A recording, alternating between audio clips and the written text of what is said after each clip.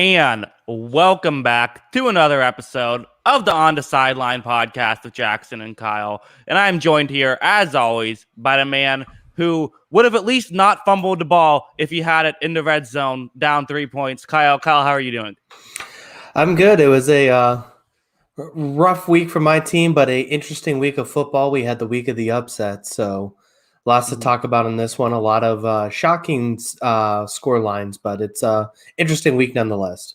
Yes, very, very fun week. Exactly, week of the upsets. Our picks were terrible. Don't listen to that show. You'll think that we're very stupid, which we are, but that's beside the point. Yeah. So as always, we like to start off with the Sunday night game, the Cowboys taking on the Eagles. Before we get too far into it, just want to say hello to everyone in the chat. Remember, if you want to ask us some questions, ask us questions about what we're currently talking about. We don't want to bounce around too much. We try to have somewhat of a structure. But yeah, I thought like it was a mess, but it was a fun mess, this Sunday night game. It was fun, and then I was like looking at it with like a minute and a half left. I'm like, oh, the game's still on. And then, I mean, it was just kind of weird. Ben DiNucci was like throwing like, he looked like a Chad Bradford kind of thing where he's throwing like the screwball from his hip like a baseball pitcher, and I just didn't understand what he was trying to accomplish. And then I mean, Carson was a mess once again, but it ended up working out in the end because he was playing the Cowboys. I guess that purposeful safety to go down 14 to then do the onside punt, that was pretty fun. Yeah, that was. I mean, there's a lot of wild stuff. I'm a big fan of the intentional safety. I always love when intentional safety happens. This is one of the more unusual ones. I mean, let's start off with Wentz, then we'll get on to the Cowboys, because this was a roller coaster night to say the least. I mean, he definitely had his bad moments. For the first 2.5 quarters, he was terrible, and he was the reason why this was a ball game. But he did. To his credit, he did make some key throws at the end. And that kind of seems to be what Wentz has done this season, is play terrible, make these awful mistakes, especially against a team like the Dallas Cowboys, where it's like, you don't have to take those risks. Just play it safe. You're going to gain yards. You're going to win this game as long as you don't do anything stupid. He did some stupid things, but he did at least make some good throws towards the end there, and Dallas kind of imploded. Yeah, I mean, he did turn it around a bit in the second half. I didn't like the 2 interception throws. The first interception throw, it looks like I don't know if he was trying to hit the guy or trying to throw away. It was a weird thing that he was just like hurling it as hard as he can for almost no reason. And, Diggs made a great play on that. It was really weird. It looked like he wanted to go as Trevon Diggs virtually all night. And then Diggs was looking horrible to start the game. And then all of a sudden ended up with 2 interceptions and 4 pass deflections. Yeah, I mean, I don't know what to make of this Wentz situation. I mean, the arm talent is clearly there. We continue to say this. The arm talent is clearly there. But yeah, it's just bad decision after bad decision. I think it's just so frustrating watching these games with the Eagles, and he just misses such easy throws sometimes. Like there was a 4th and 3 attempt where they decided to go for it in the first half. And literally off of his route, right off the line of scrimmage, Jalen Reagor's wide open. Wentz holds it, then all of a sudden gets sacked, gets tripped. It's Cowboys ball. It's just like, it's great that you can throw the ball 50 yards on a dime, but you got to make the simple slant pass when it's there. He makes so many decisions like that are just so frustrating. Yeah, no, I agree. I think he's a very frustrating quarterback. I think it's the right word to say it, because he almost reminds me of like one of these like Baker Mayfields or even like a Jameis Winston. But he's more talented than those guys. He is. He absolutely is. But he has the same sort of idea though, where it's like when you see them have a good game, you're like, man, this guy could light the world on fire, and then he'll just have these terrible throws.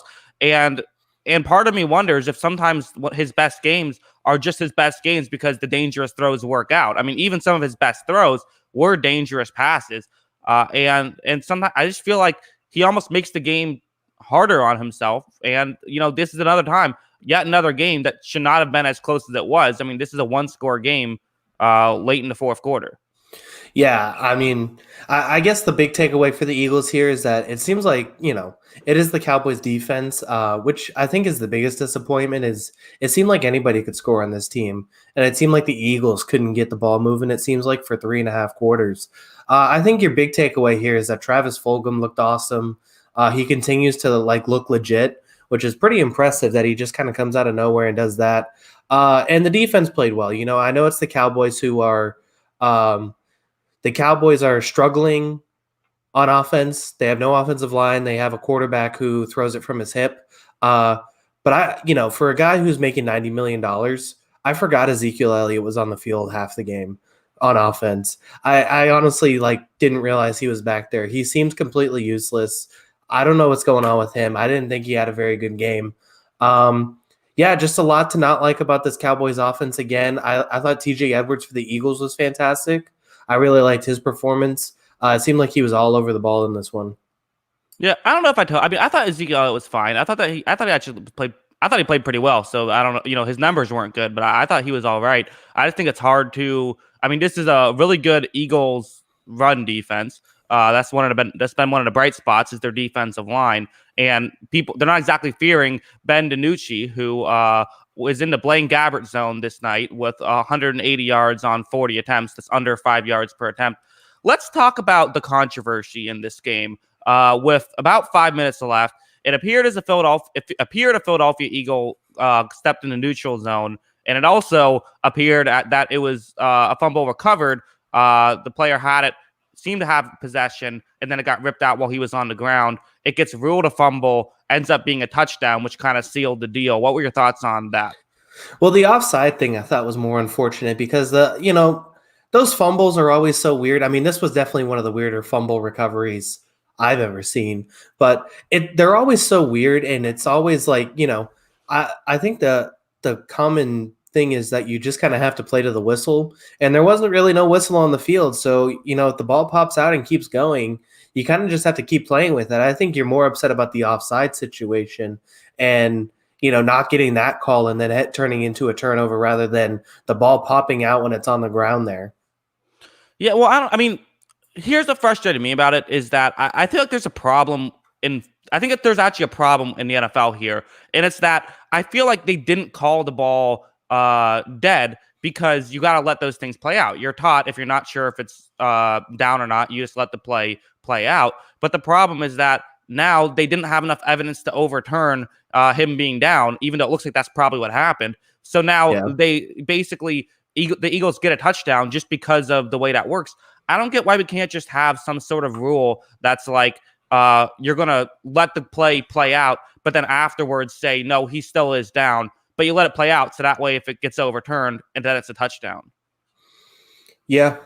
I don't know. I mean, there's not a perfect way to fix it. Because then if you go like that, then people are just going to be like, oh, he's down. How are we supposed to continue through the play? I don't know. It's a weird situation. I don't know how this gets fixed. I do. I just said how it gets fixed. I mean, I don't know. I'm okay. I was okay with the touchdown call, honestly. I think the offside call was the worst part. I didn't think the fumble recovery was a terrible call. I thought it was bad. I thought he was clearly down. I don't know. I couldn't tell. It's just such a scrum in there. How do you make a clear and obvious decision on that? That's the whole point of replay. Well, yeah. I mean, again, that's what frustrates me. It's, replay. The point of replay is that it's just supposed to be for obvious plays. And usually I don't have a problem with something not getting overturned. I don't really care about those close calls. It just frustrates me, just the whole system of it only got called still a live ball because of the replay factor. You can overturn it, but then it doesn't get overturned from replay because of the call on the field. So it's like this backwards thing. Yeah. No, I agree. I think it's a weird situation. Obviously, the Eagles capitalized on it, and it pretty much ended the game there. Yeah, and it wouldn't have mattered. I mean, Ben DiNucci wasn't going to come back either way, but it just robbed us of. There isn't going to be a Cowboys. Yeah, there isn't going to be a Cowboys quarterback controversy next year. Right, probably not. Yeah, I was just going to say it probably just robbed us of a couple minutes of entertainment at the end. Yeah, so I don't have too much to add here. Any final thoughts on this game, or can we just finally stop talking about it? We can move on from this one. Yes, okay, good. All right, well, let's talk about the game that should have been the primetime game, the best game, the game we were all looking forward to, and it lived up to the hype. I thought this was an incredible game. Lamar had another roller coaster game. He turned the ball over plenty of times. He also had some big plays. This was a wild back and forth game. It comes down to the final play. It was Minkah Fitzpatrick making an incredible play at the end there when it was nearly a touchdown. What were your thoughts on this one? It was a tale of two halves, really. I thought, watching the first half of it, I thought the Ravens were going to run the Steelers off the field.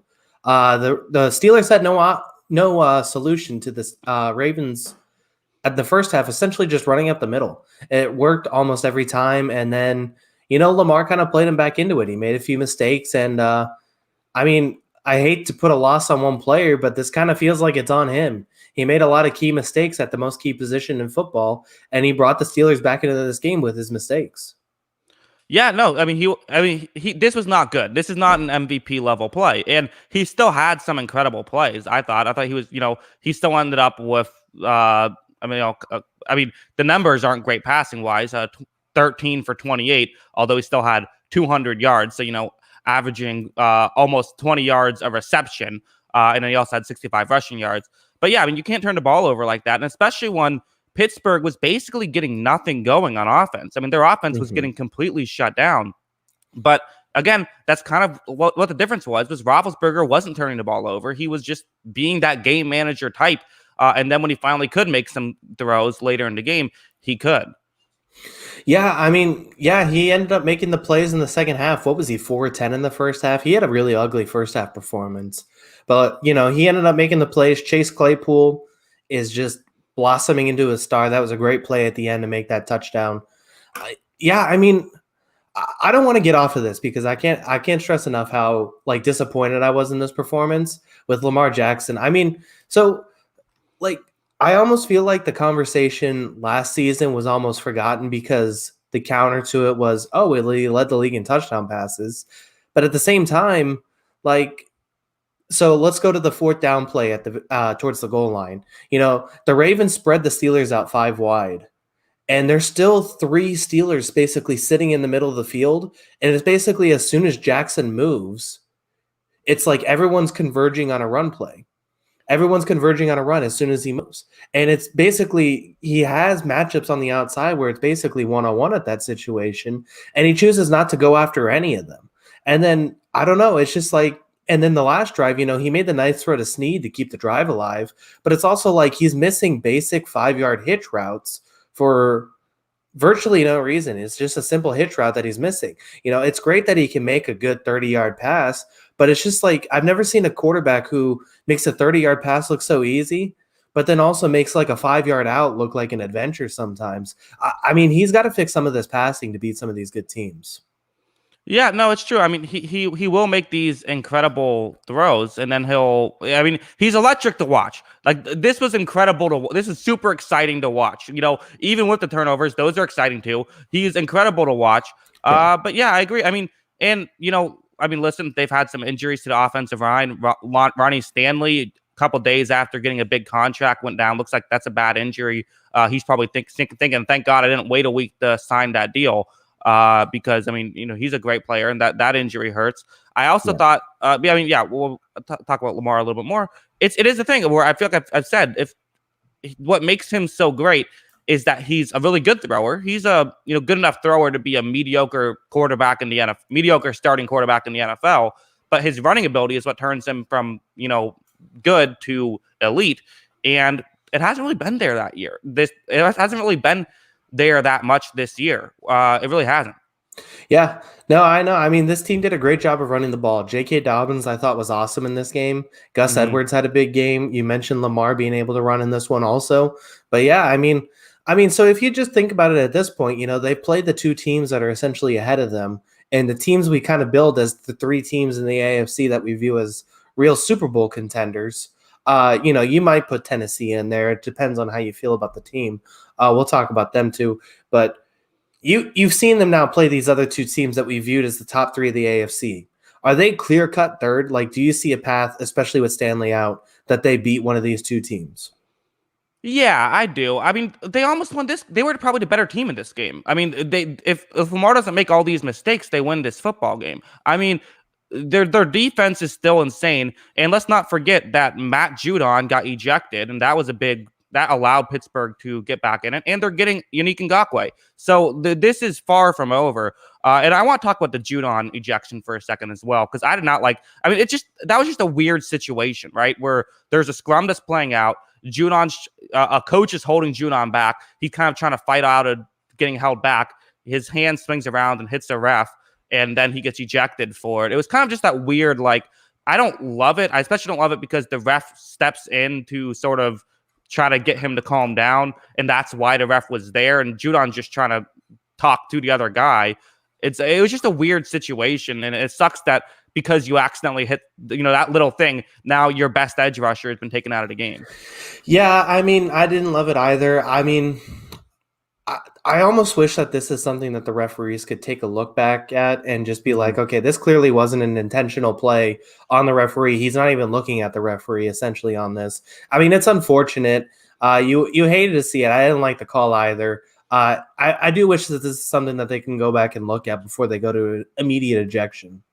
Yeah, and especially, I mean, and they clearly got it wrong, too. I want to be clear on this because they said when they announced it for intentionally making contact with the referee. They said that, which I'm assuming Judon was saying, I didn't mean to hit him. And then they were like, yes, you did. And they said intentionally make, because they made an effort to say that which they usually don't say. They usually just say making contact with an official. So it was just a weird situation. I think that was the wrong one. And that, again, like, listen, this is a different team it's already a great defense, and getting Yannick Ngakoue and Matt Judon back. I think that this could have been a very different game, and they came one play away from winning it. It was an incredible play. So yeah, they absolutely could still beat the Steelers. They could still beat Kansas City.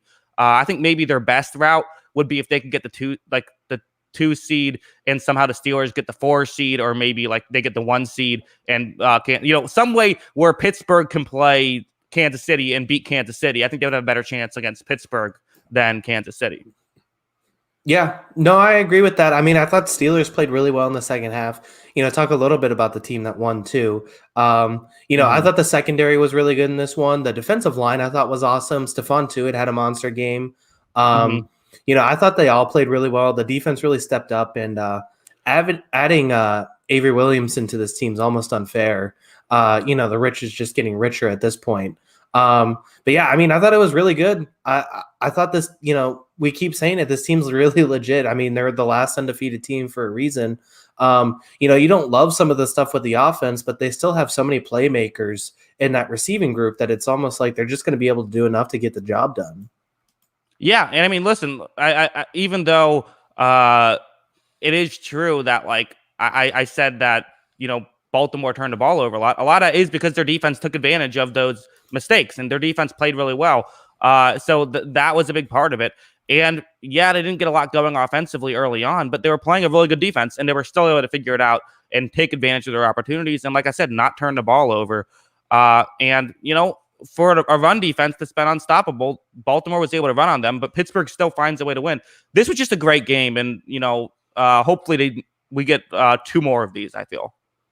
Yeah, I mean, we'll have this Thanksgiving week. I think they're right back at it. Thanksgiving Day, they're right back at it. So yeah, that'll be fun to watch. Yeah, I mean, I always enjoy this rivalry. It's still one of the most fun to watch in the league, just because it's so heated, I guess is the word. And yeah, I mean, it's 2 great teams. I think it's going to be interesting to see. Are you monitoring the Steelers' undefeated season yet, or you don't think there's any chance?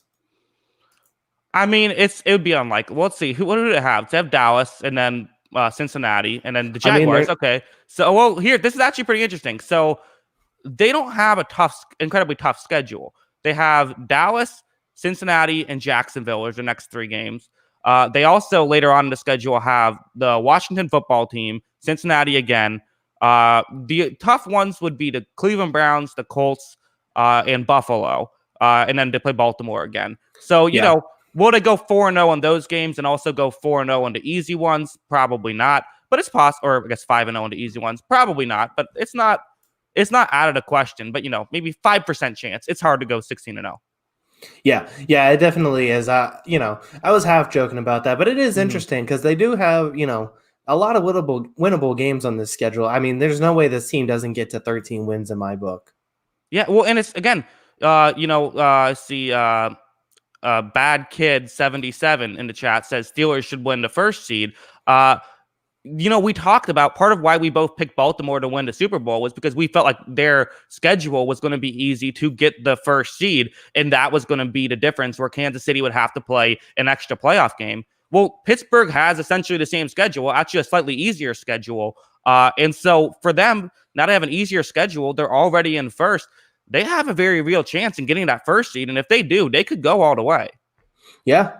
Yeah, I mean, they're legit. We keep saying it. Yeah, I mean, this team as a 1 seed would have a definitive advantage against, Patrick Mahomes or the Baltimore Ravens if it came down to it. I think that's going to be a huge thing for this playoffs, especially with the extra bye given the 7 teams. So it's going to be interesting to see who can win that. I think it's a battle between them and Kansas City right now. Yeah, and just one more thought I had as well is, I mean, this team is perfectly built to beat Kansas City too. I mean, they have the defensive line and the defense that can do it. I'm not saying they would, but I mean, if you're going to design a team, this is a team that could do it. Yeah. No, I mean, I think it's going to be interesting to see who makes the Super Bowl out of the AFC. Yeah, it should be very interesting. We thought it was going to be kind of a 2-horse race. Very cool to see a third horse enter this. It was a very fun game. We can get off this now. Let's talk about another divisional matchup that was a 1-score game. This one, a surprise. We thought this was going to be a Green Bay victory. Granted, we were wrong about almost everything this week, so that doesn't say much. This was Minnesota saying we are going to run the ball as much as possible. They ran 34 times, 34 handoffs, and 14 pass attempts. Kirk Cousins only threw it 14 times. Green Bay had 8 total possessions, 2 of which got cut short due to the time at the end of each half. So they essentially only had 6 straight up possessions. Just an incredibly bizarre game, I feel like. I think Green Bay's clearly the better team, but Minnesota kind of just, there was a stretch where Green Bay went for it on 4th down, didn't get it. They punted and they went for it on 4th down and didn't get it. And that was the ball game because of the little possessions. And that's kind of why you try to limit possessions when you're the underdog. It can give you a better chance to upset. I'm not worried if I'm Green Bay. I think this is totally fine. That's my opinion. Just kind of a weird game. What do you think? Yeah, it really was kind of just a weird game. We talked about this too. What is the pathway to Minnesota winning this one? Mm-hmm. And essentially Dalvin Cook. They took the ball out of Kirk Cousins' hands as much as possible. He threw the ball 14 times compared to 30 carries, which 30 carries for a running back in 2020 is almost absurd. So Dalvin Cook takes the ball 30 times compared to 14 passes for Cousins. Mm-hmm. They completely eliminated him from this game plan. And of his 14 passes, 3 of them went to Dalvin Cook too anyways. So, I mean, it was the Dalvin Cook show. He was able to control the clock, and he's a monster. I think it was a weird game, and I'm willing to chalk it up as a weird game. But I also think that just looking at the 2 teams right now, because they are 2 viewed as contenders in the NFC, I'm more concerned about the Packers defense compared to the Seahawks defense. They cannot stop anybody, man. They can't get any stops on the ground.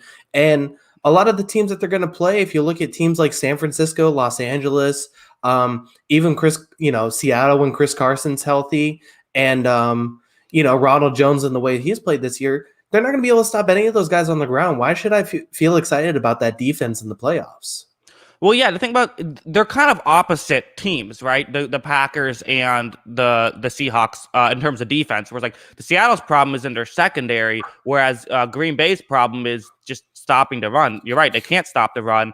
Dalvin Cook had 30 carries and still averaged 5.4 yards per carry. They knew the run was coming and couldn't stop it. And this happened to them in the NFC Championship game. So they got to figure it out. Yeah, I mean, and, at least for the Seahawks, you can sort of say, like, hey, we have Jamal Adams coming back. He's going to make a big difference, even though he's not really coverage safety. But, that's the one concern you do have to have. And it's been a concern for quite some time now. This time it really got exposed. So that is the one negative takeaway for Green Bay is they have to figure something out. They have to figure out a way to at least sell out and stop the run. And then just trust. They have decent players in their secondary, but they just cannot get anything going and run stopping. Yeah. Yeah, I mean, I agree 100%. It's becoming a problem. And like I said, you just look at the teams they have to face in the playoffs. They all have pretty good running games. They're not as good as Dalvin Cook by any means, but they're still Hmm. going to be able to put some yards up on this defense. I'm really concerned about that defense right now. I think it might hold the Packers back this season. Um, we'll see what happens, but I think it's a genuine issue. Yeah, if only they could have used their first round pick to maybe shore up some of their weaknesses. Yeah. They got a Hmm. backup quarterback, so there's that. Yeah, there you go. I think third string right now, technically. Yeah. Yeah, it's just a weird. I mean, we'll talk about Minnesota too. I mean, you got Dalvin Cook was awesome. Uh, Kirk Cousins barely did anything. It's such a technically Kirk Cousins was in the, I guess we'll call it the Brett Favre zone, over 10 yards per attempt. It's easy to do that when you only throw 14 attempts. And just kind of a very, I think for Minnesota is just kind of it's weird. I don't really understand. Or I guess they're clearly trying to win. It's just kind of a weird thing of like, do you think they feel good that they beat the Packers? I mean, you have to beating your rival. I think, Hmm. yeah. I mean, the guys on the field certainly too feel good. The front office, who maybe was looking at already scouting out some quarterbacks and Hmm. saw the Mac Jones and Justin Fields performances from this past week, were like, ah, crap, we were hoping for one of those guys. Never mind. I think it's gonna be. I think it's going to be just a weird year for Minnesota. I mean, the problem is this kind of how we wanted them to play all season. Like we Uh-huh. don't we don't want Kirk Cousins to have the ball that much. We want this team to rely on their running game, and they're finally able to do it a game when they're ahead of the sticks and they're ahead in the score, and it works out for them. But yeah, I mean, I don't know where this team goes. I think that they're still. I guess if I were going to predict a team to kind of have a Atlanta bounce back from last year, like I think they ended the year 6-2 last year, I would kind of pick this Minnesota team to kind of have a performance like that, where they weirdly end up at like a 7-9 season and miss the playoffs, because there is still talent on this team. Yeah, I mean, really, it's really comes down to for their offense. If they can run the ball, they're going to be great, and if they can't, they're going to be terrible. Like that's essentially what it comes down to. Yeah, no, Uh, 100%. And if mhm. Dalvin Cook's on the field, it changes everything. Yeah. All right. We can move on now. Let's talk about an overtime thriller between two of the best teams in the NFC, technically, the Saints and the Bears. I feel like this was, despite the fact that the score was 26-23, it felt like a defensive struggle. The biggest takeaway was the fight that broke out in the middle of the game, which was very fun to watch, very bizarre to watch. And yeah, I mean, I didn't think either offense was incredible. I think the Saints offense was good. It played a good defense. The Bears offense was as abysmal as it ever has been. And yet they still somehow found a way to almost win. I mean, this is almost classic Bears football. What was your thought on I this mean, one? I mean, the Javon Wims punching a guy in the face was the most Mhm. exciting part of their offense. Yeah. I Hmm. mean, and first of all, that was an awful punch twice because Hmm. Gardner Johnson didn't move, and even with a helmet on, getting punched with a helmet on, you're still going to stumble back a little bit. So Right. I'm giving that punching grade a 2.5 out of 10. Yeah, I that's a don't think it bad was punch. very. I don't think Hmm. it was very strong in the punch there from Wims, which he had two free shots. He should have loaded up on those. Hmm. Yeah, I mean, it's just like New Orleans seemed like they weren't going to do anything on offense. Then they finally woke up a little. Alvin Kamara, I said this last week. He's still my offensive player of the year right now, which kind of goes to the best non-quarterback. I mean, this guy is almost single-handedly keeping this offense like this offense wouldn't have anything outside of 6 yards if it wasn't for Alvin Kamara. I mean, he is so fantastic in this game. I love watching him play, and he had a big game for this one for the Saints.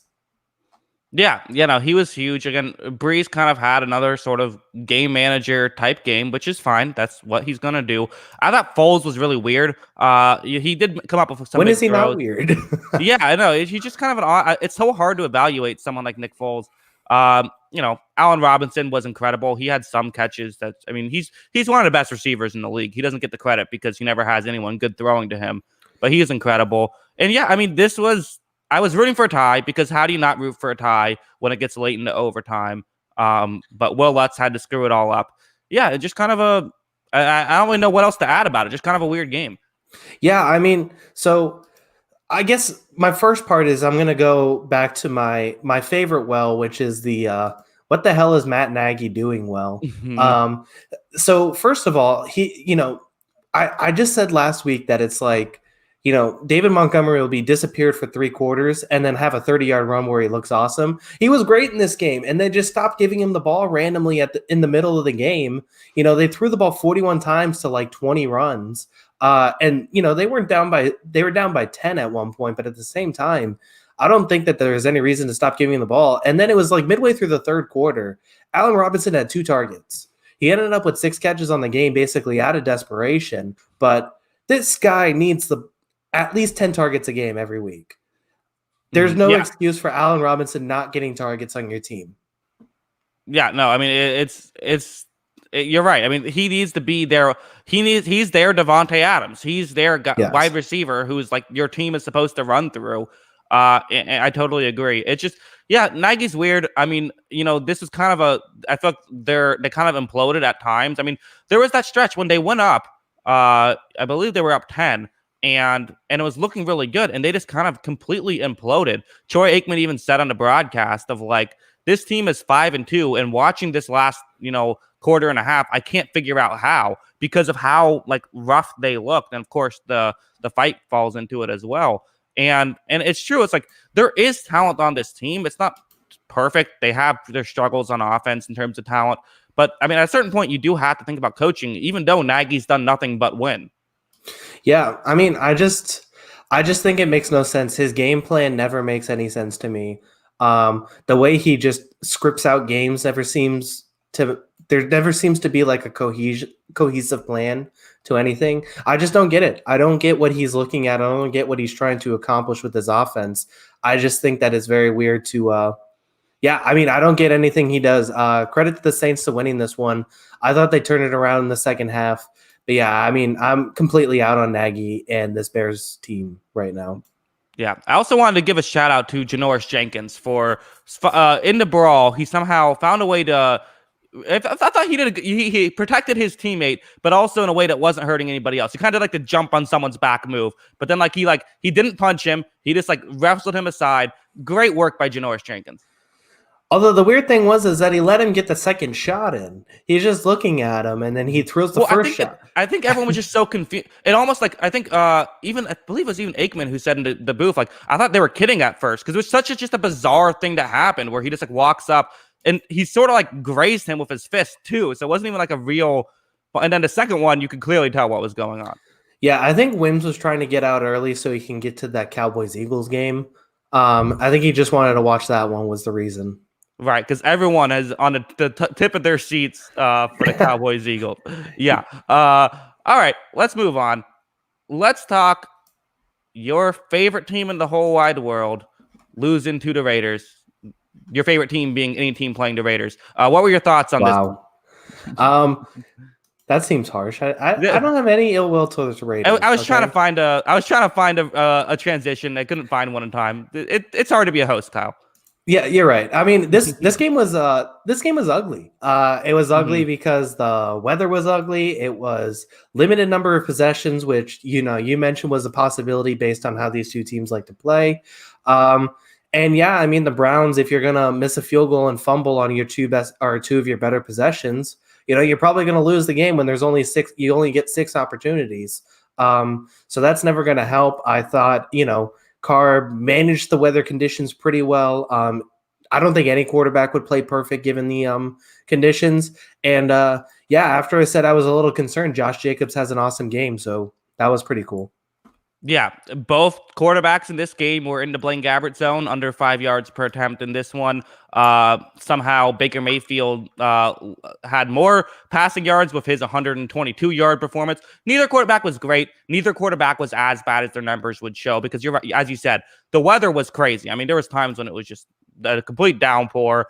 We saw multiple field goals that looked like they were going right down the middle. Just the wind just completely took them away. It was just a very bizarre game, and it kind of almost like it kind of sucked that we had that kind of weather for this game because it could have been a really exciting game if we didn't have that. Yeah, I mean, these are two really entertaining offenses that, given the situation, weren't able to get it done. I guess the one thing I found interesting was unless I missed something, why didn't Kareem Hunt get more than 14 carries in this game? I'm not sure. I mean,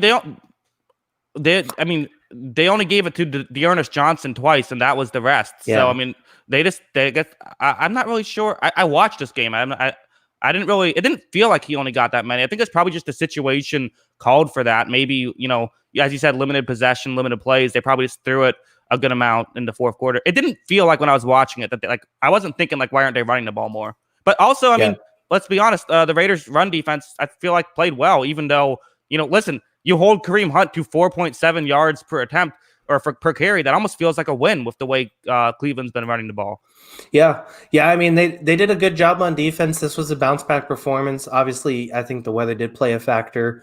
But they kind of needed a performance like this because they had looked pretty bad in their last couple appearances on the defensive side of the ball. Baker Mayfield didn't turn the ball over, so I guess he had that going for him. Mm-hmm. Yeah, I mean, he wasn't terrible. I mean, he did, in fairness, both of these guys threw passes that could have easily been intercepted and weren't. So there was that. But, I mean, that happens. There was Harrison Bryant had a fumble in this game that did factor in. And also, I mean, at the end of the day, there was also several weird plays that could have been touchdowns and weren't. There were a couple touchdowns that got called back or got reviewed and not ruled touchdowns, one for each team. Also, people thought that there was controversy over the Raiders touchdown, but they let it stand. And then, and Cleveland never got the ball in the end zone. Hard to do in the conditions, but that's really what happened. It's hard to take too much from this game. This is kind of just one of those weird weather games, and give credit to the Raiders because John Gruden I think John Gruden's ideal style of football is like pouring down rain, where no quarterbacks basically have to hold the ball with two hands every time just to grip it. Yeah. Yeah. I mean, I think that the one takeaway we have from this is despite the weird weather situation, this could actually be a pretty important game for playoff implications. Mm-hmm. Both of these teams are essentially, I don't think either of these teams are going to win their division, but they're definitely competing for wild card spots. Those two, and then it seems like the Dolphins and the Colts are going to be right there. I think that watching these two teams go at it, it's going to be interesting how this game plays out in that scenario. Yeah, that's a good point. I mean, I do think that this Raiders again. We talk about the Raiders. Yeah, they're only 4-3, but they've had a brutal schedule, so it gets a lot easier from this point on. So that's a huge break for them. Yeah. Any final thoughts on this one? No, I think we covered that one. I think touching on the Raiders one more time, like you said, that schedule is going to be interesting because I think they get the Chargers and Broncos for 4 games to end the season. Plus they got Atlanta, the Jets, and the Jets. I mean, that's a couple winnable games. That Dolphins games looks a little tougher, but that week 16 game against Miami could decide the playoff spot. Yeah, it should be very interesting. Do you think that if there was a vote to ban the forward pass, do you think John Gruden would vote yes on that? I think he would. I think he would too. Yeah. Yeah. All right. We'll move on. Let's talk about speaking of forward pass. We saw a lot of downfield passing in this one. Wild one. This was fun. We saw some young quarterbacks show up. This was the 4th straight week. That's right. 4th straight week that the Chargers have blown a 16-point lead. Just insane, wild stuff going on to the Chargers and blowing leads, but give credit to Denver as well. What were your thoughts on this one? This was really weird because I was like, 24-3, this game's probably over. And then I forgot the Chargers were on. Right. And, a couple turnovers, or I think it was one turnover that really turned it around. And then, the Drew Lock thing, it just continues to get weirder. He was super conservative early in the game. And it's like this offense wasn't doing anything. They had 4 yards rushing, I think, at one point before Phillip Lindsay had like a 50-yard touchdown run that ended up getting him back in. They had 4 rushing yards, and it was just like, this offense can't do anything. Then all of a sudden, they're just like, okay, just go crazy. And he starts just uncorking the ball, and it just turns the entire offense around. Maybe they should just let him go full gunslinger mode because it certainly made the offense look a lot more competitive. Yeah, no, it was. I mean, yeah, the 55-yard touchdown with Philip Lindsay that kind of started things. And then Lindsay with the very bizarre stat line of 6 carries for 83 yards. So that was fun. And yeah, there was the moment when Drew Lock threw an interception. I believe they were down 10 at that point, and it kind of looked like it was going to be over. And then you saw Herbert throw a red zone interception. That was actually just a great play from Callahan. That was really what happened there. It was hard to blame Herbert too much. And yeah, I mean, we saw so many different guys step up. I mean, Melvin Gordon had a really good catch. I mean, his numbers weren't great, but he made a couple big plays. You saw Jerry Jeudy come in with a couple huge plays. Deshaun Hamilton had a big play. And then, of course, KJ Hamler with the game winner. There was just so many different weapons. And this is kind of what excited us preseason. It's like if they had Cortland Sutton, like imagine this offense if Drew Lock is, like you said, sort of let him loose, let him throw the ball down the field, sort of like what the Chargers are doing with Herbert, because we saw some incredible throws in this one. Yeah, I think the weird thing about this game is that the Chargers scored 4 times in the second half. They scored on 4 possessions in the second half, and they still gave up the comeback to the Broncos. It wasn't like they weren't moving the ball and they completely just fell asleep in this game. I mean, the unfortunate thing for them was that they were obviously just trading touchdowns for field goals. But yeah, they were still moving the ball and getting points on the board, and it just changed. It's like the Broncos were able to all of a sudden get things moving on offense, and it just completely flipped the script. I thought, I liked a lot of what I saw out of the Chargers in this one. Herbert, despite a couple of mistakes I thought looked pretty good. He was using Mike Williams and Keenan Allen really well. I thought Justin Jackson was really good in this one. I thought I liked a lot of what I saw on offense. They just stopped getting touchdowns in the second half, and that changed everything. Yeah, I mean, these teams right now feel about the same to me. Is that fair? And they're in the same division, so I feel like it works. Yeah, kind of. I mean, they both have very similar styles. They both have quarterbacks with big arms that have had some problems with. I feel like Herbert's improved his footwork a lot. Locke still just does whatever he wants with his feet. Yeah. But like, yeah, there's a lot of similarities.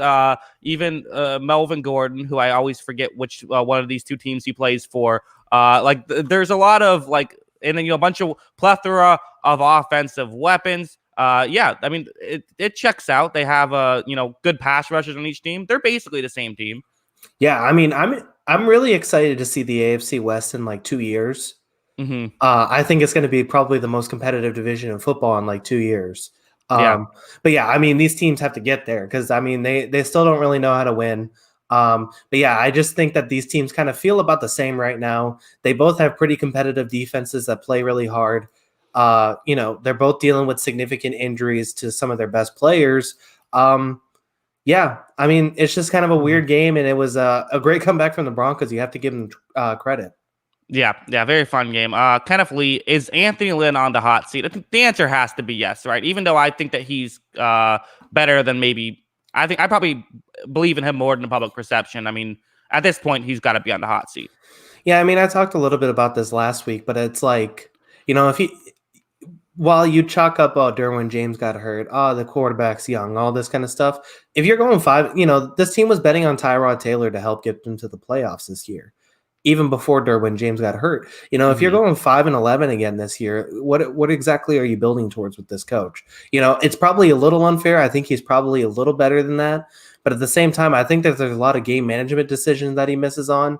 And yeah, I mean, if you're going 5-11 again for another year, it's probably because of the NFL and what it is. That's probably it for a coach.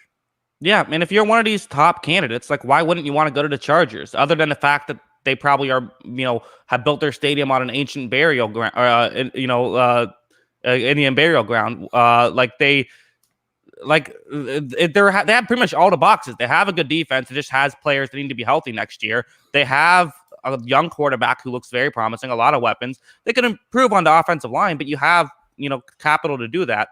So yeah. I think this is probably get a new coach and move on. All right. Well, we will move on now. Let's talk about we'll go to now your actual favorite team. How you holding up, Kyle? Well, just, it's time to pour one out for the New England Patriots. This season, I don't think a playoff I said this was a must-win game. The Hmm. Patriots were hyping this up as a must-win game, and yeah, I think that this is kind of it. I mean, we had to win this game. We put ourselves in a position to win this game. But I mean, you just look at this team. They once again, the six defensive backs is fun. There's obviously great athletes. There's great talented players in the secondary. But if you can't stop the ball every time they run to the left, six defensive backs doesn't work. It quite clearly doesn't work because this team couldn't run the ball for most of the year. Devin Singletary and Zach Moss both had big games. Damian Harris is really good, so that's fun. That's going to be fun to see the rest of this season. But it's like you have a game-winning drive, and it's like Isaiah Zuber's on the field to try and get you a first down, and Gunnar Olszewski's on the field to try and get you a first down. We're at the 20-yard line, and it's like we have to try and get 20 yards, and there's no hope for us to try and take a shot downfield because it's guys like Gunnar Olszewski, Isaiah Zuber, and we have Cam Newton, who quite honestly is not very accurate at the ball. I can't, there's just balls that are going wayward with him right now. I don't know if it's an injury. I don't know if it's just who he is. I mean, I think it's, this offense is anemic right now. Yeah, I mean, I mean, I'll say this: I thought that their run blocking was really good in the second half. I thought they did do a good job of getting some drives going. But you're right. I mean, it's a lot of that too is just the Bills don't have a great run defense, and that was a huge part of it. And having the extra blocker with Cam Newton running helps as well. I mean, listen, they almost beat a really good team. They came just short. They probably should have won that game if Cam Newton doesn't fumble the football there. They at least tie it and send it to overtime. But you're right. I mean, it's over. There's a small chance because there always is a chance. But 2-5, you're gonna have to probably go 7-0 down the stretch. Or wait, no, I did my math wrong. 7-2 down the stretch to try and get to the playoffs, and I just don't think they can do it at this point. Yeah, I don't think there's 7 wins on our schedule. I mean, if you look at it though, between the Broncos game, which was obvious slip up, and then the Seahawks and the Bills team, both really good football teams in the Seahawks and Bills. Those 3 games, we're probably combined from those 3 games 45 yards away from being 5-2. And it's obvious, that's obviously like a cheap thing to say, but at the same time, it's going from Tom Brady for 20 years where it seems like anytime he gets the ball with 2 minutes left in the fourth quarter, we win, it goes into the second situation where it's like we're this close to actually winning these football games and they're not going our way this time around. It was bound to happen eventually. I think from the Patriots perspective, you start to look at this team of, okay, how can we roll over some of this cap space? Which of these players are worth keeping on the roster next year? I think you have to feel really good about this offensive line. I think a lot of these pieces, especially with the way Michael Onyenwu's played as a rookie, I think this offensive line is going to develop to be one of the best for the next few years. I think Damian Harris is a guy worth keeping around, obviously. He looked really good as a running back this one. I think you feel really good if Gilmore's traded at the deadline or in the offseason. I think you feel really good about J.C. Jackson being able to slot in as a number 1 cornerback. I think you just kind of see what kind of assets are worth keeping and which ones aren't. Yeah, I mean, that's kind of what the season is. I mean, just see what you have. I like, let's see, wait, where did is it time? What about this? I think this is interesting. Edmund Report says, is it time for Stidham to start? I mean, I don't think if you're at this point, if you're saying we're not making the playoffs, do you see what you have in Jarrett Stidham? Maybe. I mean, I guess I'm not against the situation. I'm not against giving him an opportunity. I mean, 27 pass attempts, he has 4 interceptions. So, and they see him in practice every day too. So I think that also says a lot about what Jarrett Stidham is too. So, I mean, I think that they give him an opportunity. I think every Patriots quarterback's almost hyped for no reason whatsoever because of Matt Castle. Which, by the way, we got 5 losses worse than Matt Castle at the quarterback position from the year before. But so why do we always somehow like all the time you bring up the 08 Patriots? Yeah, I know. Anyway, so yeah, I think that I mean, I think every backup quarterback for the Patriots is overhyped for almost no reason. I think that it's I'll give him a shot, but I'm not expecting much out of him. Yeah. We have a super chat. McCaffrey and the boys says, if the Bucks make the Super Bowl, will you start an OnlyFans, Jackson? No, I won't. Thank you for the super chat, and no, I will not. All right. And we will. Yeah. Going back to the Patriots. Yeah. I mean, listen, there is some like I'm someone who has. I didn't really get into football until I was around like 13 or so. Like I didn't really watch. I've never watched a Buccaneers playoff game. So I can speak from experience. There is a lot of fun and no expectations. When you get to just sit back, watch your team suck, you'll see some incredible ways to lose that are, I've seen the most hilarious ways to lose. You're going to see it. It sucks because you had expectations preseason, but at least it's over now. At least they didn't, draw it out too much longer. And you're going to get to see some young players play well. You're going to get to see some good players on opposite teams play really well. So it's going to be it's a different kind of season, but there is some fun in watching your team suck. So I also want to talk about the Bills real quick because they finally, we don't have to go into the Josh Allen thing again. I feel like I beat that to death for 8 weeks. So they finally found a semblance of running game. I think that the Patriots can't really stop any running game right now, but I just feel like from watching these two both get 14 carries, Zach Moss looks way better, right? Yeah, I mean, I thought it looked better too, although weirdly Singletary did end up getting more yards. But yeah, I mean, I thought Zach Moss looked really good. He definitely has the elusiveness. Like, he's going to make more splash plays. I think Singletary is the kind of guy where he's just going to go right through the hole you're supposed to go through. I think Moss actually has the ability to like turn something good into something great. Yeah, I mean, he just looks way more explosive. I feel like he needs to be on the field a lot more. Based on his production, I feel like he's a legit. I mean, I loved him at Utah. He had some issues with, I think it was age and also some injuries in his past. But at the same time, like, I think that he's legit. He looks really good. He looks really explosive for this team. I would definitely take him over Singletary. The yardage thing was weird this week, but I mean, I just feel like every time he gets a carry, just going on a carry-to-carry basis, he just looks better. I don't know how to explain it besides that. You can't justify it with stats because they're virtually the same other than the 2 touchdowns, but he just looks better to me. Yeah. I was also going to make a joke about how you always talk about Josh Allen plays great when he's the best athlete on the field. And I was going to make a joke about how he was the best athlete on the field, so he played very great. But I didn't go. I'm not going to go there, Kyle. You're disappointed. Not going to say that. Yeah, the Bills are the weirdest team ever, right?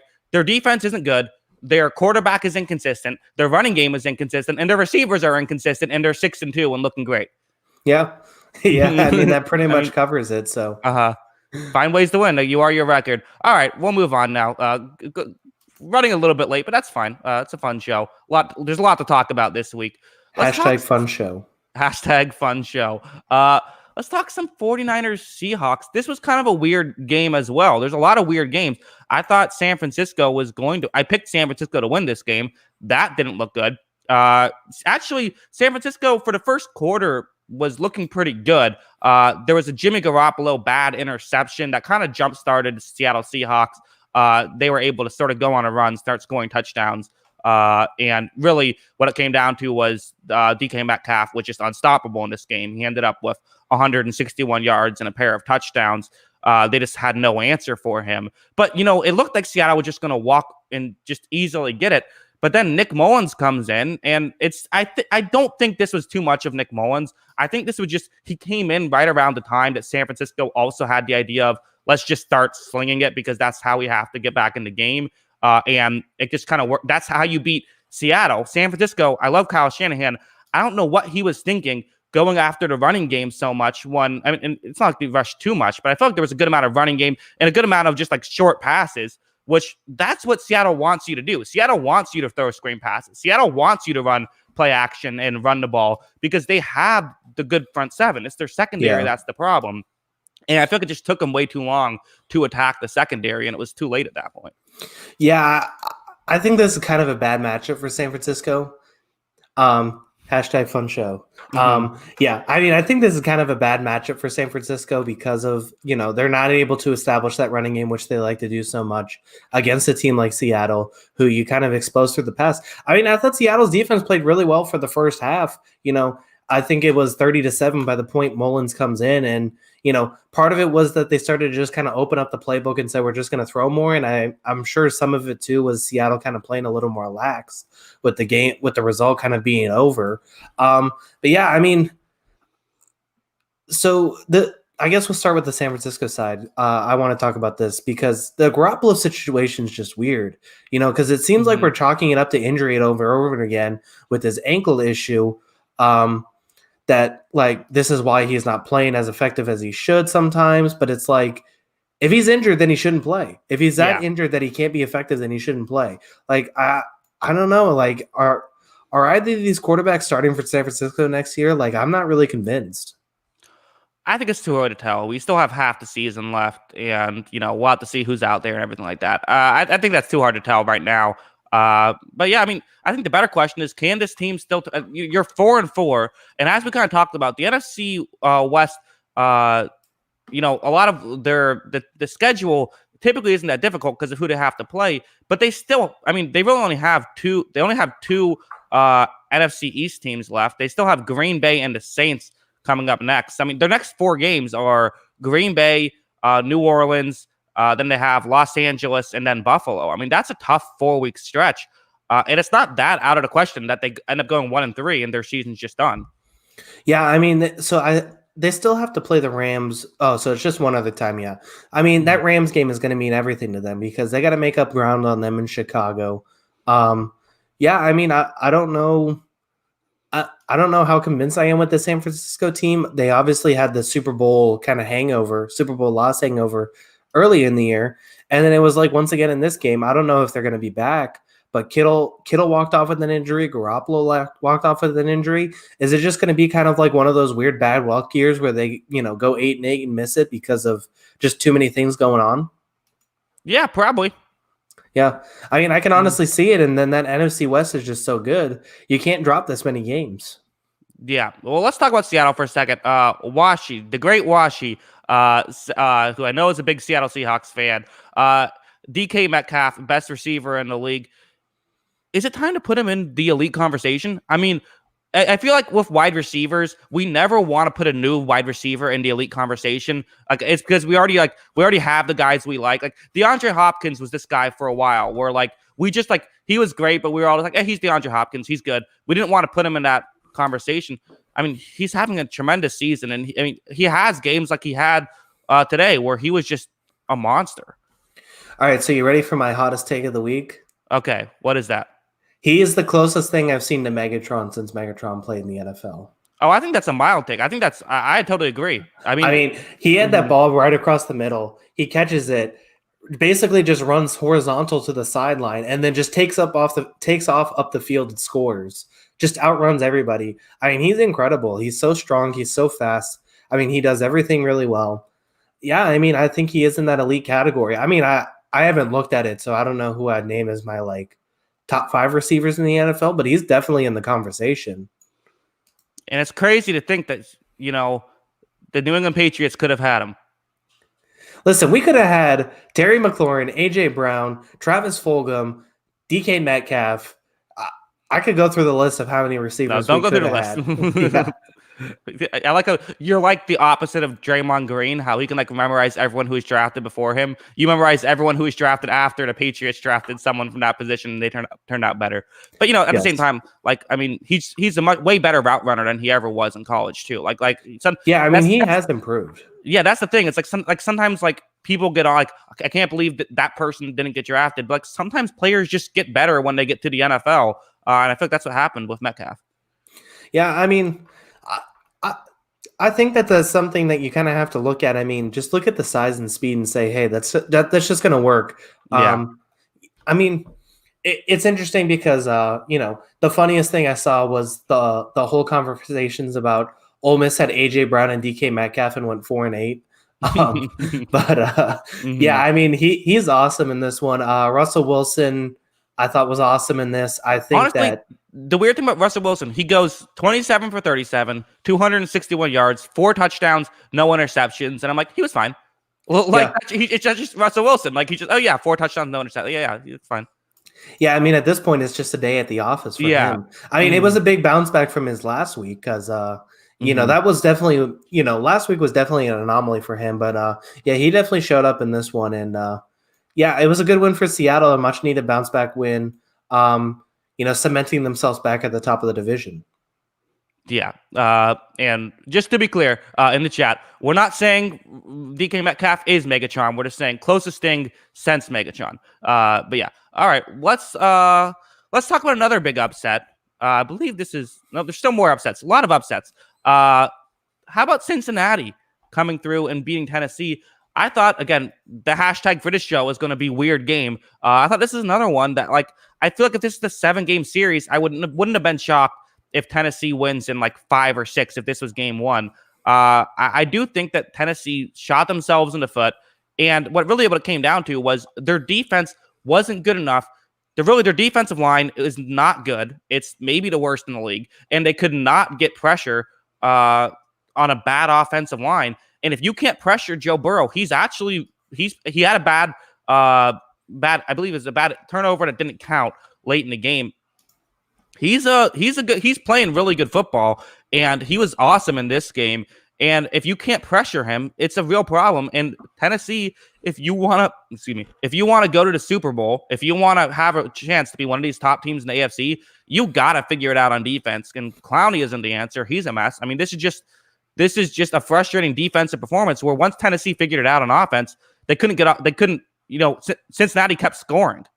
Yeah, yeah, it definitely was a pretty weird game. So you're saying basically Cincinnati is the Orlando Magic the last 2 years, basically Exactly. winning game one to lose the next 4 games. Yeah, I mean, I can see it. You pretty much touched on everything with this one. They had 2 quarterback hits, 1 tackle for loss, no sacks. They're not getting any penetration up the field. They're not getting through the passing line of scrimmage at all. The Bengals receivers were very good in this one. Auden Tate, Tyler Boyd, T. Higgins all had over 6 yards. I thought Burrow was very good in this one. Tannehill had a pretty ugly first half. He turned it around in the second half. This is the first game they've ever lost where Derrick Henry rushed over 100 yards. Huh. I mean, that's the weirdest thing I ever saw. I saw that. I mean, I don't know what to think about this Tennessee team. I like so much of this team, but it's also like, how can you just not have a very good secondary and a very good defensive line and be okay with it? Mm-hmm. Yeah, I mean, I don't think there's. I wouldn't say their secondary is. I feel like they have some pieces on defense. I don't think there's. I think the real problem is the pass rush, and the pass rush makes the secondary look worse. I think that their complete lack of being able to. I mean, how do you not sack Joe Burrow once? Like that's inexcusable, and they know it, and they're going to try and figure something out. And if you have to blitz more, but you have to do something because it's not. Defensively, it's not working right now. Yeah. No, I 100% agree. I don't know what the solution is for this team. Do they have to look for a trade? This would have been a nice Ngakoue team as well, but do they have to look for a trade for a pass rusher to try and build something out of this? Because I think that this needs to be fixed in order for them to compete with, we talked about teams like Pittsburgh, Baltimore, and Kansas City. How is this defensive line competing with those teams? I don't think they can. It's a team that we thought about was a potential fringe Super Bowl contender out of the AFC. There's no way they're beating those teams without a defensive line. Yeah, I think this is. They should trade for an edge rusher. They should absolutely trade for an edge rusher. I think I'm a big fan of if you're a team that's good, like they are, fix your problems, go trade, go all out, try to win the Super Bowl. I'm a big fan of it. I think they should trade for an edge rusher. I don't know who exactly is available, but I'm sure they can find someone. Yeah, there's got to be something. I mean, I also don't know their cap space situation, but yeah, I mean, there's got to be something available that they can get because this has to be fixed fast. I don't know what they can do. I think that they're still probably the favorites to win the division. I think that they're still slightly better than Indianapolis because that offense is pretty good. But I think that there's a clear discrepancy between where they are at 4 or maybe even 5 below Buffalo. But depending, I feel them and Buffalo are on the same scale where I would never bet them to beat one of those 3 teams, but I feel comfortable with enough of their good pieces on their team to be above everybody else in that conference. Yeah. I feel like I wouldn't be shocked if like Tennessee beats Pittsburgh, which they almost did last week. But like I wouldn't bet on it either. But Wouldn't go you ahead. be less shocked? I guess here's how I would put it. I would feel less shocked if the Brown or the Titans or Bills lost to like the Browns or the Raiders in the playoffs than I would feel like if they beat one of those three teams in the playoffs. I think that that's Mhm. less likely than them losing to one of the worst teams. Yeah, I think I agree. I agree with you. Let's talk about Cincinnati for a second. I mean, this was we touched on it a little bit, but you know, this team once they get an offensive line is going to be awesome. Yeah. Like that's really what it comes like. I love what I've seen from Joe Burrow. He wasn't perfect. He still had some rookie mistakes. We always ignore the rookie mistakes when we like a player. He's awesome. He's another one of these young quarterbacks that's looked great. Yeah. Any other thoughts on this one? Yeah, I mean, I thought the Bengals, like you said, once they don't have a pass rush, down their throats the entire game, this offense looks pretty good. And I thought William Jackson was really good in this one too. AJ Brown did have the touchdown, but I thought he did a really good job. I hope they don't trade him. Just because the Bengals need talent. There are so many rumors about him getting traded too. I just don't see any situation where they should trade him right now. He's such a good cornerback. Well, hey, whatever you can get, maybe you can get something better. Depends on everyone has a price, right? I guess so, but I mean, what are you getting for? I just feel like he's a player that needs to be on that team. Yeah. Don't do the Jacksonville Jaguars trading Ronnie Harrison for a 5th-round pick thing. Yes. Yeah, please don't. Yeah. All right. Let's talk. This was another #weird game. Really wild week. This was a game where the Colts scored 41 points despite not scoring in the first quarter or the third quarter. It was a game of runs. There was long stretches where Indianapolis didn't score, and this was a 1-score game at one point. And Detroit had the ball at Indianapolis's 25-yard line, looking good. Matt Stafford fumbled the football. Indianapolis was able to score a touchdown, and then almost immediately after, Stafford threw, I believe it was either a pick six or it set up the touchdown. I can't remember, but and after that, it felt like it was over. And then Matt Stafford, like immediately after, throws a huge bomb that gets him right into the red zone. They score a touchdown on the next play. I mean, this was a sloppy game by the Detroit Lions. They had it was Danny Shelton had a personal foul after the play. They also ran into the kick returner, which got a flag. This was just kind of a sloppy game from Detroit, and I feel like the talent level wasn't that different, but just the Colts knew what they were doing. The Lions felt like they didn't. Yeah, I mean, I think that's a fair way of putting it, which, you probably talk about. We've talked about Patricia a lot, but probably talk about the coaching then if one team knows what they're doing and one does not. But yeah, I mean, this was weird because it was, a one-possession game in the third quarter, throughout the third quarter and going into the fourth quarter, and then it just essentially flipped on its head. I know they got the quick touchdown right after that because of the big play. It really felt kind of over after Kenny Moore got the pick six. I didn't really see a situation where the Lions are coming back down 2 scores. You give credit to Phillip Rivers. In a game between him and Matthew Stafford, he made he made less mistakes. He didn't turn the ball over. So, that's something that they need out of him. You got to feel good about that one if you're the Colts. Well, yeah, I mean, Phillip Rivers was great. I mean, he didn't have to make a ton of difficult throws, but when he had to, he made them, and he didn't turn the ball over. Like you said, Phillip Rivers was great this game. Also, Detroit, I get that they were down for a lot of this game. A bit weird when you run the ball 13 times and throw the ball 42 times. They're kind of the inverse Minnesota Vikings. I get it, but and the running game wasn't working. I mean, Peterson had 5 rushes for 7 yards. Meanwhile, DeAndre Swift had 6 rushes for 1 yard. So at a certain point, you kind of got to give up on it. They could not get anything going through the running game. Which is just classic Detroit Lions, really, since Barry Sanders left. Yeah. Yeah, I mean, that's true. And, this Colts defense is good. They shut down the running game, although it was limited carries. They got the turnover when they needed to. This Colts defense is really good. I also see Bad Kid 77 says Bucks will go 12-4 at worst. I'm bringing it up because you wrote Bucks with 2 C's instead of 1, so you are going to now be banned for life. All right. Well, yeah, that's got that going from appropriate punishment, right? Yeah, no. Yeah, sure. All right. Yeah. I mean, and then I don't have two. I mean, hey, Indianapolis looking good. They're tied for the division lead. They have a legit shot. And I also feel like everyone forgot about Frank Reich. Yeah, he was like this dark horse guy to talk about, and then just completely just fell off the map. Yeah, no, he did a fantastic job, and I mean, you got to look at the Eagles right now, especially compared to the. You got to look at the Eagles right now compared to the Colts and say that maybe he was more impactful to that Super Bowl than Doug Peterson was. Mm-hmm.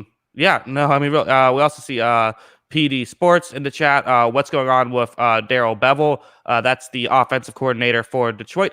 It's just such a bland offense. And it's like it's the complete opposite of Patricia, where it's like Patricia is like, I'm gonna do all this crazy stuff, and everyone's like, what are you doing? Just just you can't have one play where you just like do something normal. Instead, you have to do these like three-man rushes and then all this crazy maneuvering.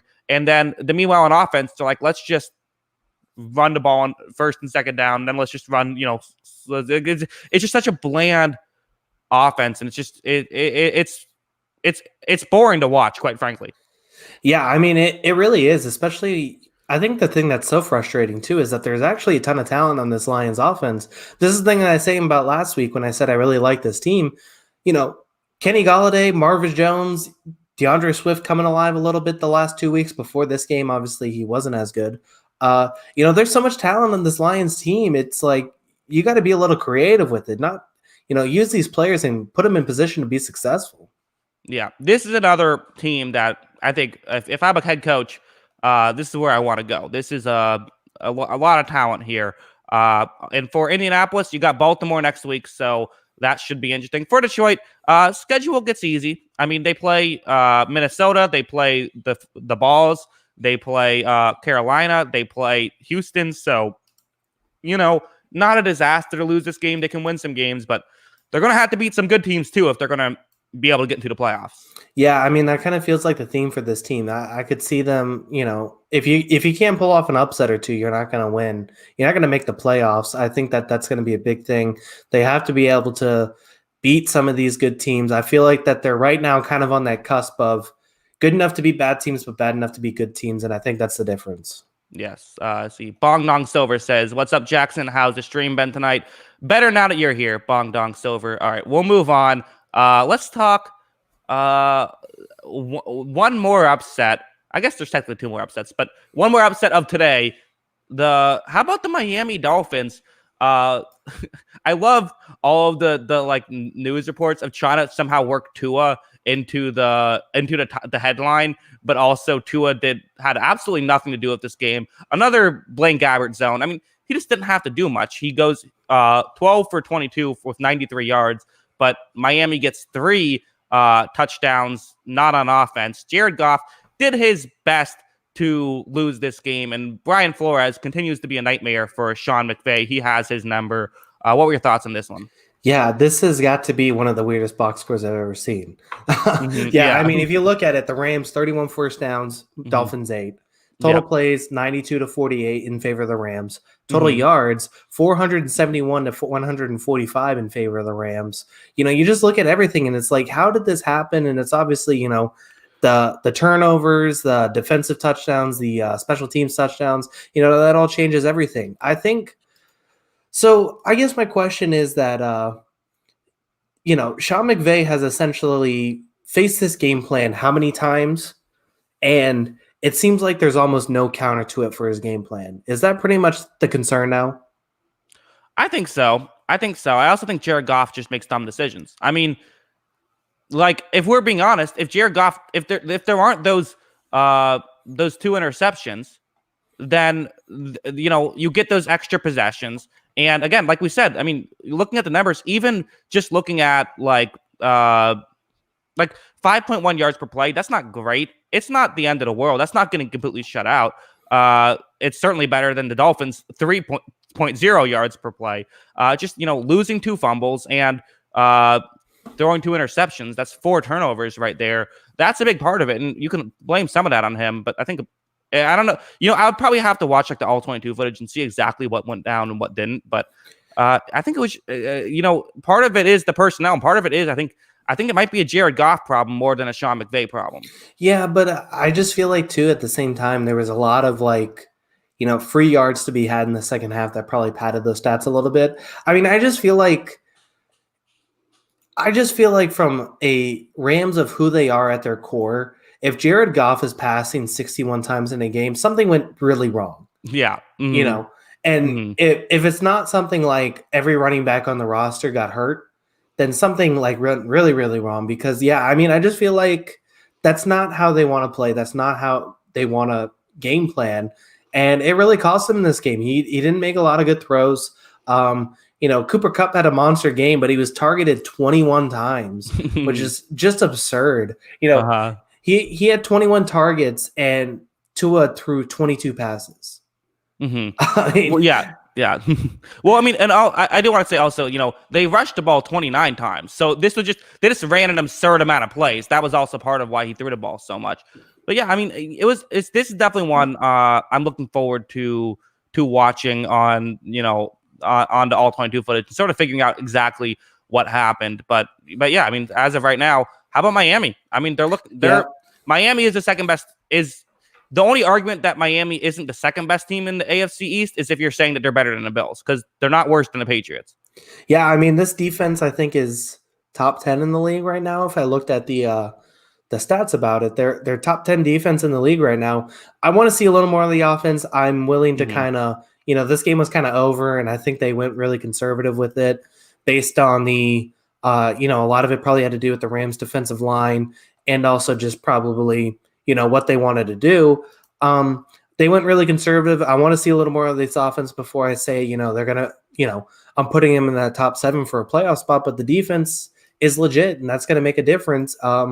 Is it going to be enough to carry this team? We'll see.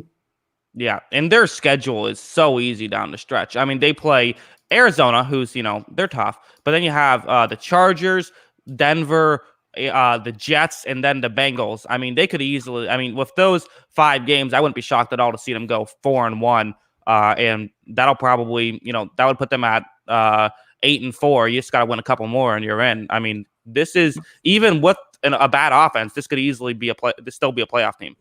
Yeah, it'll be interesting. Those last 4 games of the season are pretty tough, but who knows how much the Bills will be going in Week 17. I mean, it's going to be interesting. Like I said, I think that they're a good team. I think they're a solid team. But yeah, I want to see a little more of the offense before I consider them top 7 in the AFC. Yeah, I agree. I mean, we got to see. I mean, again, Tua wasn't like electric. Tua didn't really do much this game, but he didn't have to, so that's why. But still, I mean, he could have. Numbers wise weren't great. I still have to go back and review the tape, but that'll be interesting to see. Sort of get more tape on Tua, see how much he can run the offense, and who knows, maybe Tua will be bad. What about this? Here's a situation. What if Tua isn't playing well right away, but you go 4-1 in that stretch, but Tua is not good. Tua is going under 5 yards per attempt. You're winning because of your defense. Do you make the shift and put Fitzpatrick in and try to make a deep run in the playoffs? Or do you keep Tua in and say, you know what, we'll use this as experience, kind of similar to what Baltimore did with Lamar Jackson when he was struggling in that playoff game? They kept him in just to give him the experience. I think this is all kind of about experience. I think the Dolphins kind of see this season as, you know what, we have an extra first round pick. That seems like it's going to be a high pick right now. Let's just kind of play with house money here and say, if we win some football games and make the playoffs, great, and we'll get our young quarterback some experience in big games. But at the same time, I think that that's kind of what the play is here. I don't think that I'm not a huge fan of teams going back and forth between quarterbacks anyways. So I feel like that's kind of the play here and what they're going for. Yeah, you're probably right. They're playing the long game here, and I think it makes sense for where they're at right now. All right, we'll talk the Thursday night game. Atlanta, they were so going to blow this. Like, it just seemed like this was going to... When they missed the extra point, we were all like, oh, okay, that's how this is going to go terribly wrong. Atlanta, they held on, so give them some credit. Yeah, they got the job done at the end. Does this turn the season around and get them to 8-8? I don't think so, but I mean, I want to give some credit. The defense has played a little better the last few games. You give them credit for that. Their stars have really shown out on that defensive side of the ball. Deion Jones and Keanu Neal, I thought, had really good games. You give them credit for the win. Yeah, I mean, it looked like they were going to blow it at one point, but they ended up pulling it out. That's something that Atlanta hasn't done. Yeah, it's the Raheem Morris factor. I guess so. That must be what it is. Well, you know what? I do have to say though, their defense looks way better without Dan Quinn. It just does. I mean, the clearly coaching was the problem. I feel like people like this defense does have talent on there. Like you have Keanu Neal, you have Deion Jones, just right there. That's like they have. Like, I'm not saying that they're just super talented. Grady Jarrett, like they have some talented players. It's just that the coaching is the problem. They also tried to murder Teddy Bridgewater at one point, but other than that, they had a good night. Yeah, yeah. Yeah, right. I give. Yeah, the Dan Quinn thing was just so weird that this offense just couldn't figure, or the defense couldn't figure it out with him at all. And yeah, this offense continues to be pretty good.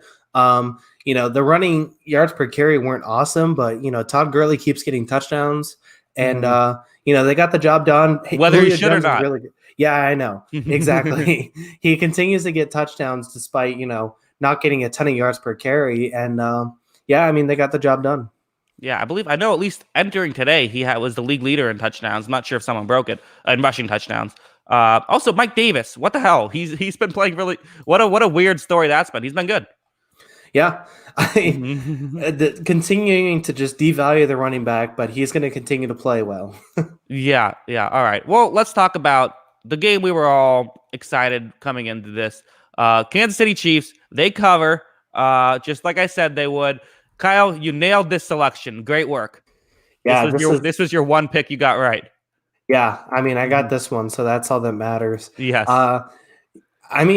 I guess, from the Chiefs, you say, hey, the deep ball got working in this one.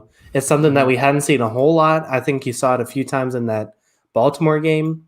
It's the Jets, but they finally got it going. They didn't really run the ball, but they didn't really need to because it is the Jets. I continue to say this. Why does LaMichael Perrin not get carries? I know he doesn't look great, but what is the point of Frank Gore playing? Have you said that? I feel like I don't know much about LaMichael Perrin. Well, I just feel like that. What is the point of the 865-year-old running back playing when you drafted a running back? Why would you draft a running back if you're not going to give him any carries behind this awful offensive line? It's fun. Frank Gore. I guess so. What do you got? People have to. I'm sure the numbers are going down as much as possible. You got to cling on to the one household name you have, the Hall of Famer. Yeah. After the game, Adam Gase said, it's obviously not where we wanted to be. I'm just like everybody else in the aspect of I'm doing this job to win, not to go out there and get my face stomped in. He's not doing very good at that. But no, not doing great. It's not been a great season for Adam Gase. But fun fact, he coached Peyton Manning. What? Yeah. Wow. So, I wonder where he'll go next with that kind of pedigree. Right. Yeah. You got to keep him. I mean, they're not letting him go. I mean, you coach Peyton Manning. Yeah. This continues to just look like a complete lock for, they're just keeping him there so that Trevor Lawrence they're locking in Trevor Lawrence for their team. Right. Because, that's going to change everything. No, but they seem convinced. He's going to sell jerseys, so I guess that's going for them.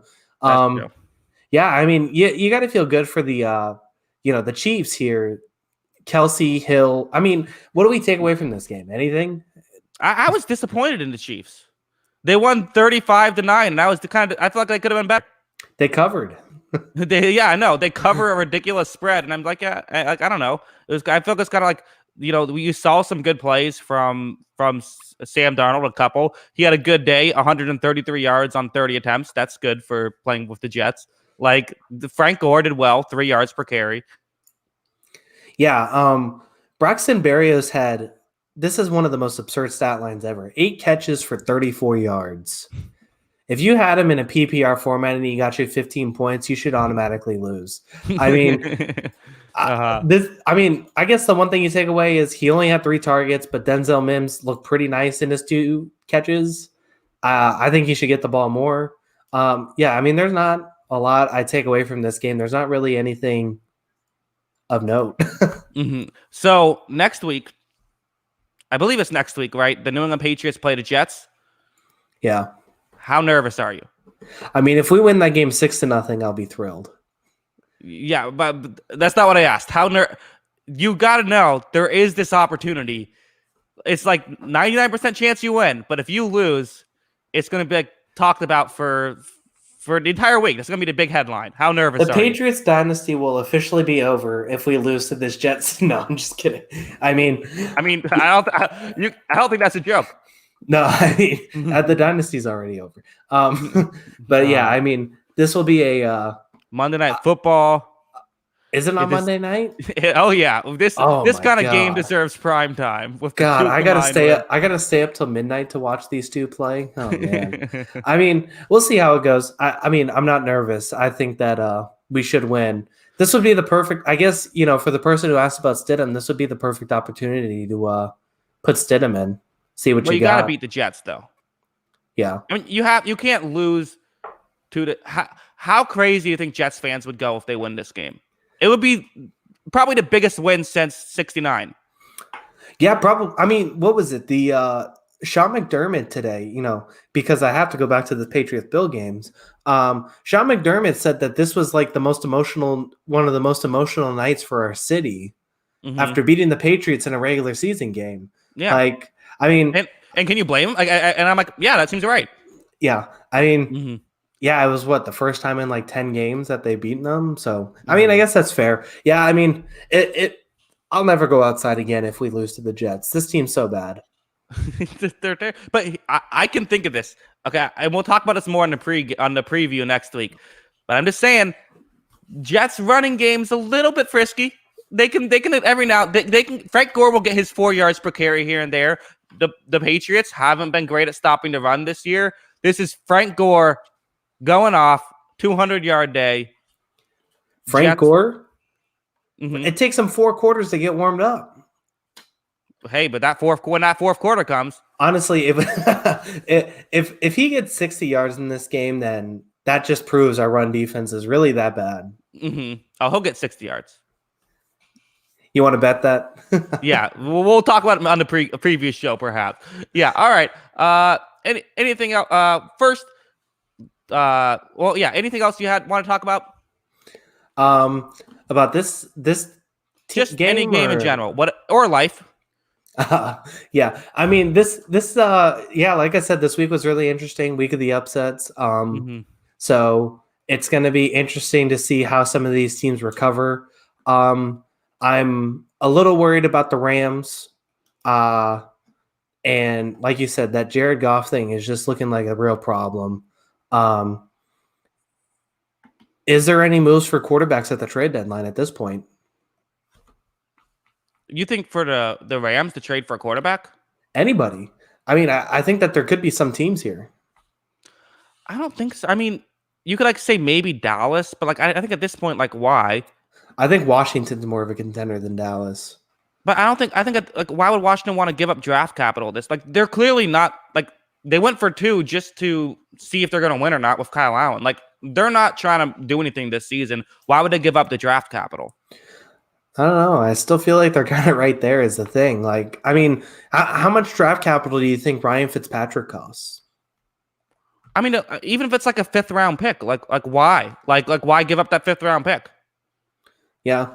I mean, I guess that's fair. Yeah, I don't know. Maybe these teams want to chase a playoff spot, but yeah, I mean, this Goff situation, though, I do feel like it's weird. What is this guy going to be next season if this team continues to struggle? It seems like week to week, it's either good Goff or bad Goff, depending on who's showing up. He was not good this week. Yeah, no, I mean, that's totally fair. I mean, he has had, obviously, tremendous games. He's had one very good season, but there's been no season where he hasn't struggled, and obviously, even in that great season, he struggled in the Super Bowl. So makes you wonder. It's he's good, but can you win a Super Bowl with him? Probably. I mean, they went to a Super Bowl, so you probably can. But is it? But again, it's the kind of thing where it's a bird in the hand is worth 2 in the bush, and Hall of Fame quarterbacks don't just fall. Don't grow on trees. Sometimes you gotta work with what you have. Yeah, it's interesting. I think that there's going to be a lot of quarterback discussions this offseason. not even at the top of the draft. You know, we talked about it too with the Eagles, 49ers, Rams, and even the Browns of where we're going with this next year. Mm-hmm. What if the Washington football team trades for Aaron Rodgers? That'd be interesting. Yeah, right. What next off season? No, right now, today. Oh, right now. Mm-hmm. Yeah, I don't think the Packers would do it, but that'd be Oh fun. no, of course they wouldn't. But they could have Jordan Love. Yeah, no. Yeah. So big day on Tuesday. A lot of important decisions getting made. The NFL draft deadline, of course. Trade deadline. Trade deadline. Yeah. Yeah, I mean, I think that there's going to be a few guys moved. I don't know. Easily the biggest thing happening on Tuesday. Yes. Mm-hmm. Yeah. There's nothing else that we're really caring about. Right. So yes. All right. Well, yeah, we'll talk on Wednesday at 9. Thanks for everyone who joined us. We'll be back talking about 9 Eastern. We'll be back talking about we'll talk about the trade deadline, not the draft deadline, as I said earlier, because I'm dumb. And then we'll also obviously preview all the games. Hopefully we'll get more than 3 right like we did today. This is a bad one. We'll redeem ourselves next week in 2 days. Yeah, we better, or else we better just stop doing this. Yeah, or we just keep going and just have fun at how terrible we are. Either way. All right. Thanks to everyone again in the chat. Really appreciate it. Thanks to everyone who watched afterwards, which is understandable. It's 1:30 on the East Coast. I got to get to bed. But appreciate it. And until next time, have a good one. Peace.